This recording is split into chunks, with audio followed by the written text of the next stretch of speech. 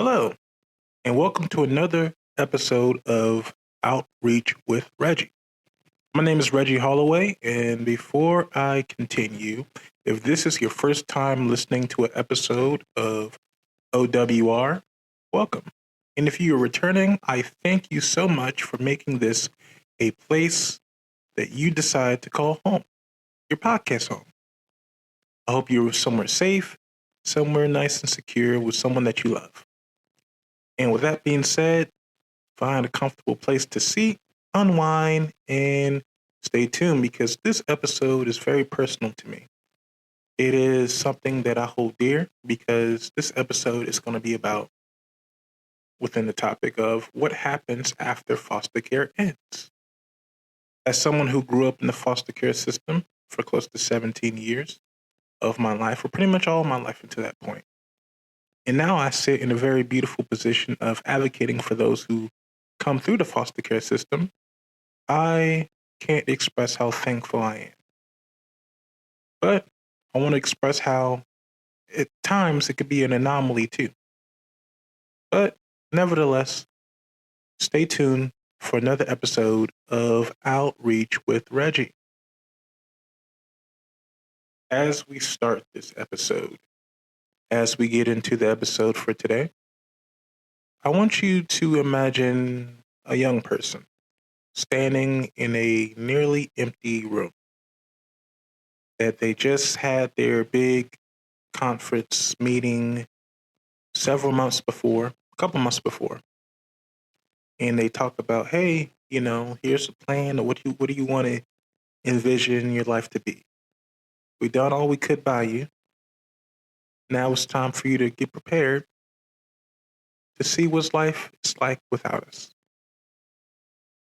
But while you're in that empty room, imagining that young person in the empty room, rather, with no posters on the wall, imagine that there's no childhood photos in the frames. A bag on the floor with everything that they own.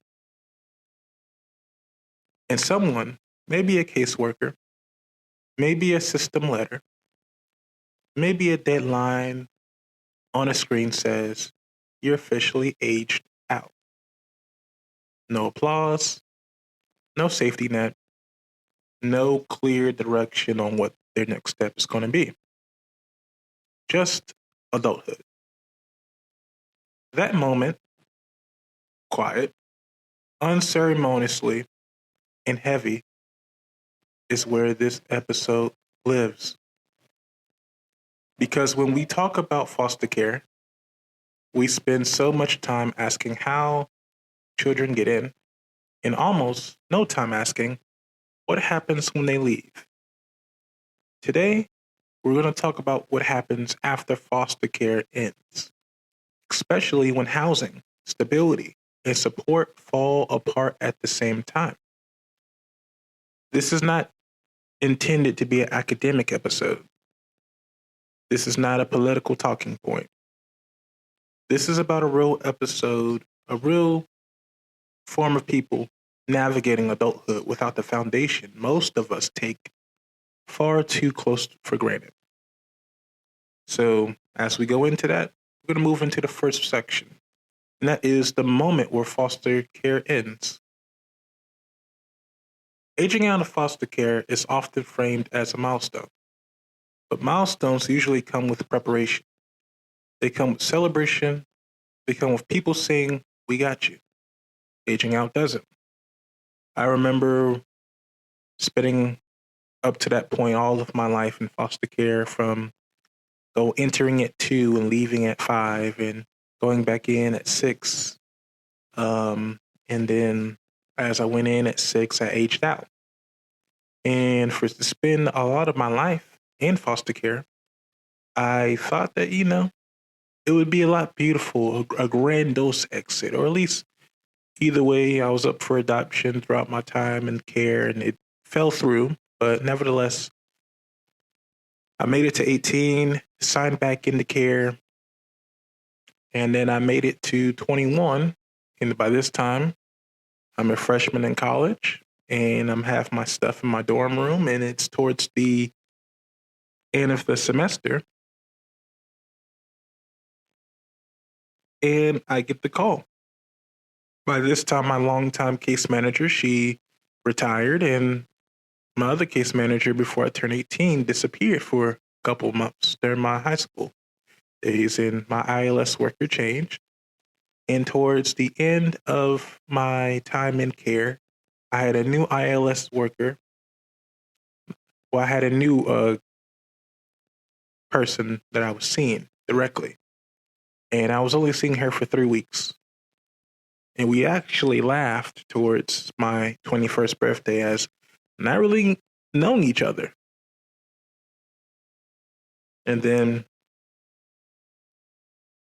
I was immediately met with housing instability because once that Monday came and it was my birthday, as good as it was to say, oh, I made it to 21, the reality sat that I no longer was a foster child. And I was entering adulthood with the only housing stability that I really had. I leaned on my group home, but pretty much I lived out of my dorm. And though I am successful now, I can attest for many youth, or at least I'm in good grounding. I have solid grounding for right now. But for many youth, aging out happens at 18 and sometimes 21, like myself, depending on the program. But here is the part that doesn't get said clearly enough. Foster care doesn't end because a young person is ready. It ends because the system's responsibility expires. And when responsibility expires, support often disappears at the exact moment life gets more complicated. Now, I've talked to a few young people who were considered successful cases. I've been to galas and awards and other places like that where, you would consider them success, that being however they get there, that being through education, through job, through entrepreneurship. There's many avenues that have been taken that has produced what you would consider or what one consider success. They had finished high school. They weren't in trouble. They followed all of the rules. On paper, they were ready. But when you ask them, or when you ask any individual that comes out of that system, when they were going to where they were going to live in 6 months immediately after aging out, not all, and maybe not some of the friends that I've met, the answer was probably silence. When you ask how they would cover rent if their hours were cut, they didn't know. When you ask who they would call in emergency, they paused. Readiness on paper does not equal readiness in real life. And I will say this clearly. My friends are a lot of the people who I've met. I'm not sure of their story, and hopefully we'll get to there one day.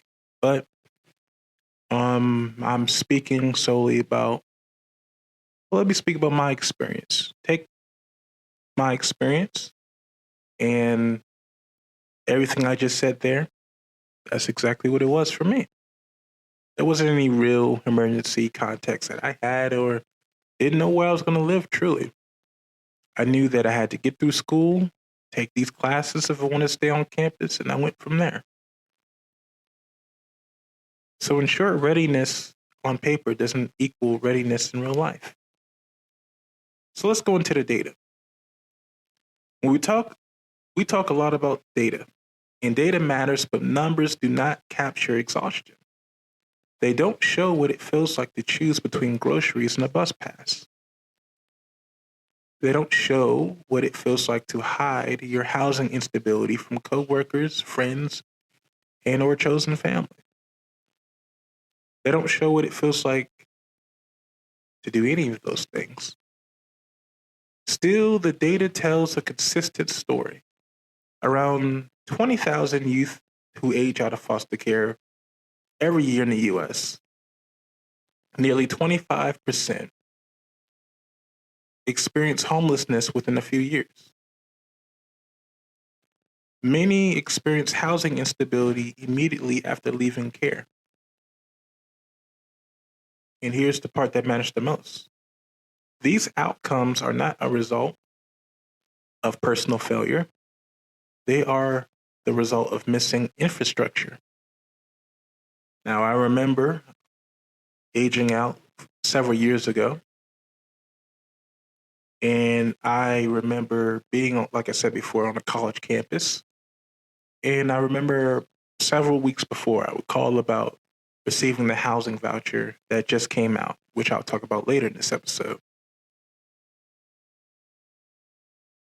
I remember them saying, oh, that's for youth who are in care currently. But for you, there's Section 8, but there's probably a list or something like that. And I remember how defeated I felt, but I remember I was on a college campus. So now it was extra important that I stayed in college. So college became less about academia and friends, though I've been lucky and fortunate to have friends, make friends, and even so much more, find a bit of love there too.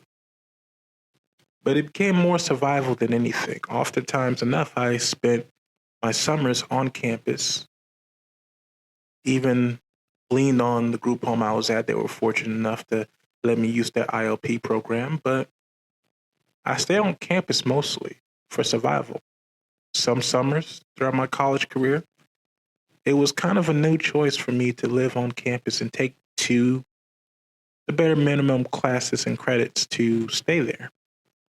Even to the point where when that group homes dissolved, I was further within my housing instability to where I was making sure that I took more classes to stay and to not expedite, but to fasten my college journey. But there's no shame in that.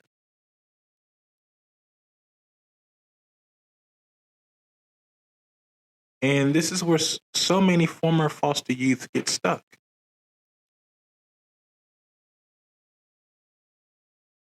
Because housing isn't just shelter.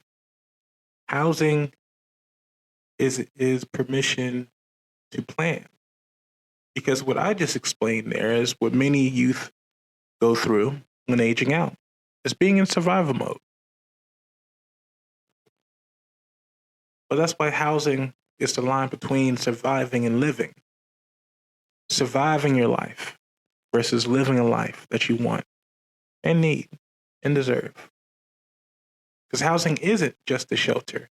Housing is permission to plan. When you know where you're sleeping, your brain can think about the future. When you don't, everything shrinks to the next 24 hours if given. Sometimes it's less.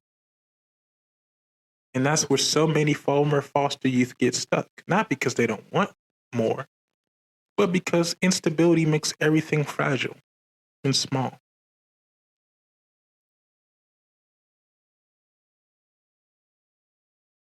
A phrase that I hear and I often used to use at that time was just until. I'm crashing here just until I save. I'm staying in my car just until the next check. I'm couch surfing just until something opens up. But the just until has no deadline, truly. And when it stretches on, hope starts to erode. And as someone who couch surfed and did these things and navigated their way through, the just until could be exhausting. It could put you in a mental place to where no one deserves to be. But that'll be enough about making this episode about me, but making it more about where we are in the reality of many of foster youth. And to be more particular, let's talk about the reality that many face within Georgia. Because context matters about where we are. And as someone who's a Georgian, I want to talk about some things that's happening in Georgia right now. Georgia currently has over 11,000 children in foster care. And according to a report from Atlanta News First, the state foster care system is facing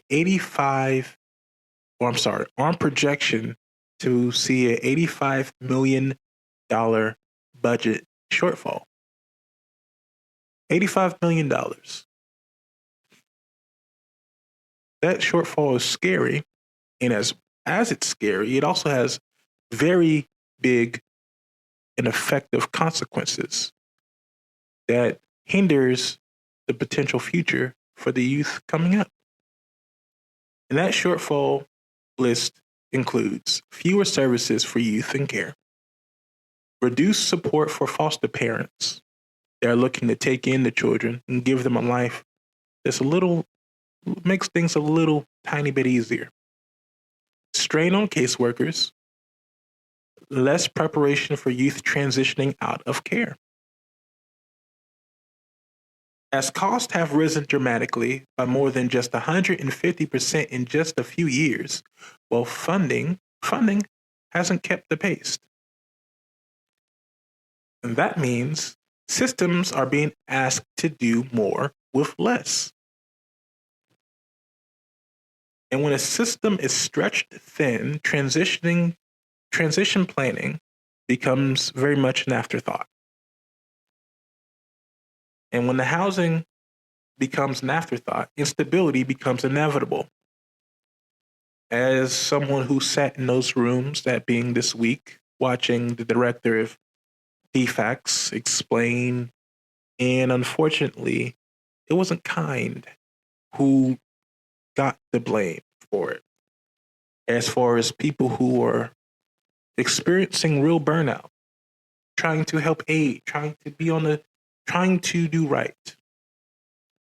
Unfortunately, we are able to see how the future looks a bit bleak, but we will remain hopeful. Along with being at the Capitol and seeing the real depth of what the $85 million debt deficit looks like regarding the care system in Georgia, I also had the opportunity to speak about something very near and dear to me, and that is the housing vouchers. And within this next section, I'm going to be talking about the housing vouchers, promise versus practice. So stay tuned. On paper, housing vouchers look like a solution. Programs like Foster Youth to Independence vouchers are designed to bridge the gap.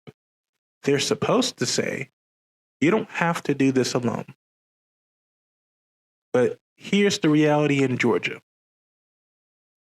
Even though housing authorities can request up to 25 Foster Youth to Independence vouchers per year, the state has received only 8 total vouchers since the program began within its first 6 years.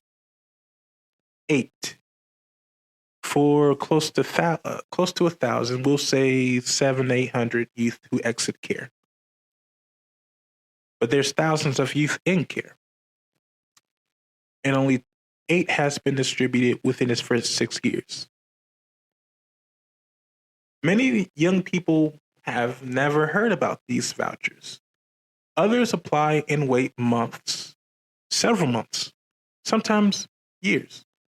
Some finally receive one and then find a landlord willing, and then they can't. I apologize. Some finally receive one and then they can't find a landlord to accept it.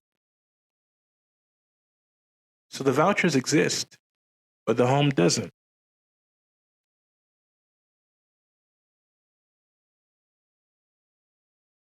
And as I was there, actually at the time of this recording, this will be Thursday, the 22nd, I was there yesterday. I was there speaking about the housing vouchers and the significance of these housing vouchers.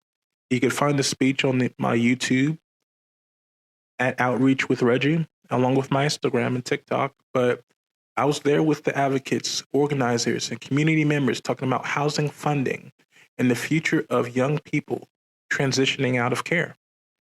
What struck me wasn't just the policy conversation, it was the urgency. hearing stories about people who not only serve within the metro Atlanta area, but also serve within rural areas, discuss housing instability and how much of an issue this really is. People were not asking for luxury, they're asking for stability.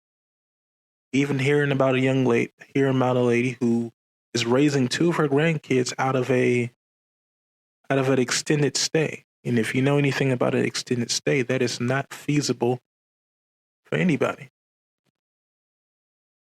They were asking lawmakers to understand that housing is not optional infrastructure, and it is foundational.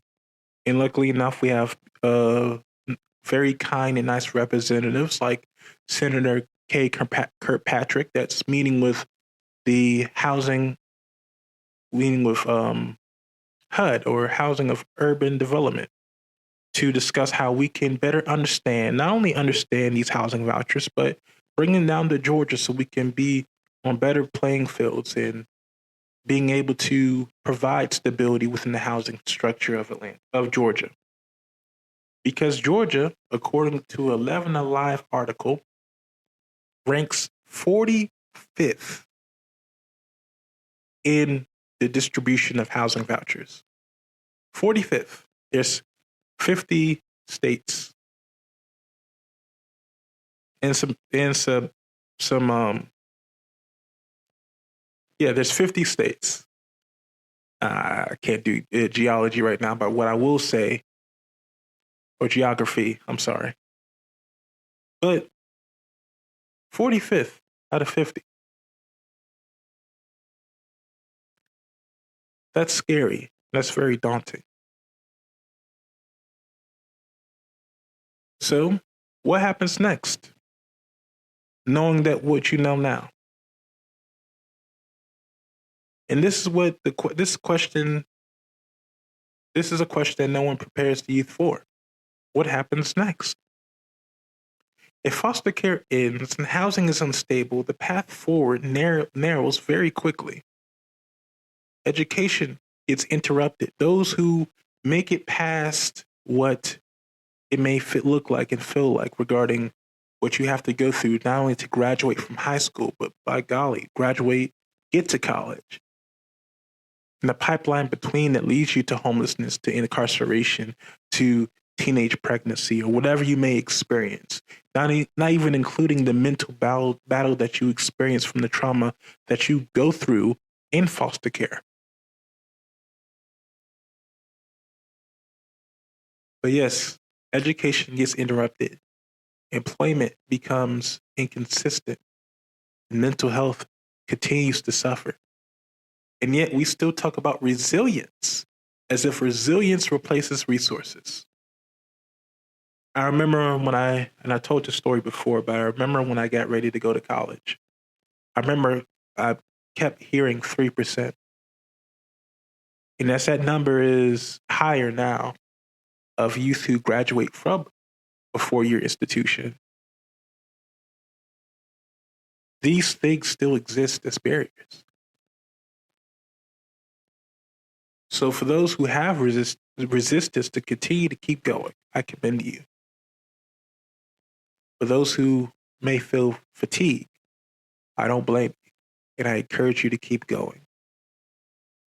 But as I said, resilience does not replace resources. So let's go into what support looks like when we are confronting these things head on and may not know what to do. Real support looks like housing first and not last. Transition plans that starts early. And I know for the ones who grew up in care like myself, we had those roundtables. And while there's more information out there, we have to continue to pour into the many counties and the rural areas of our respectable towns and cities, states, and even countries. And we have to pour into the housing vouchers so that vouchers that can turn into keys and not just vouchers. Because it's one thing to receive a voucher, but it's another thing to be accepted by a landlord or a housing authority that's willing to take you in. Real support also looks like community that doesn't disappear at 18 or 21. Support means staying, not just serving. And I'm speaking solely for the ones who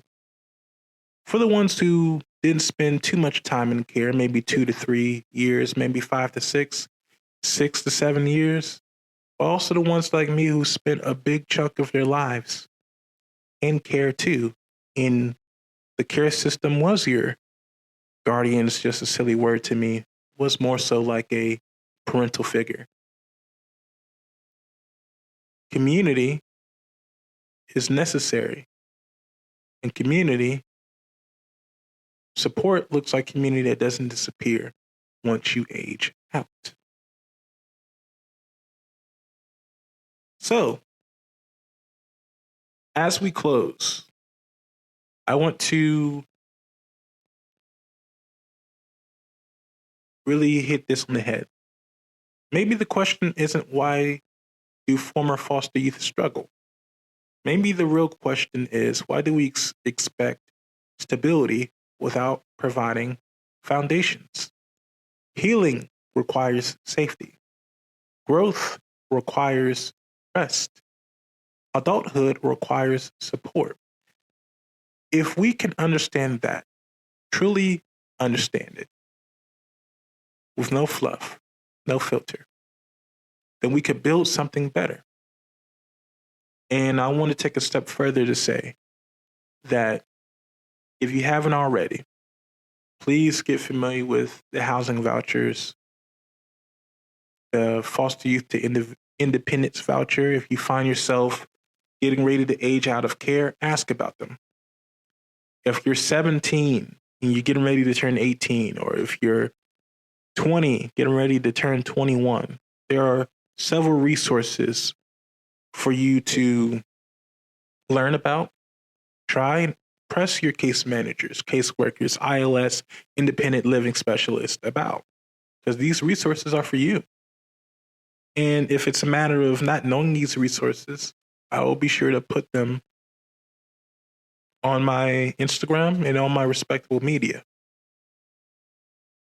But this is why I create this podcast, this platform.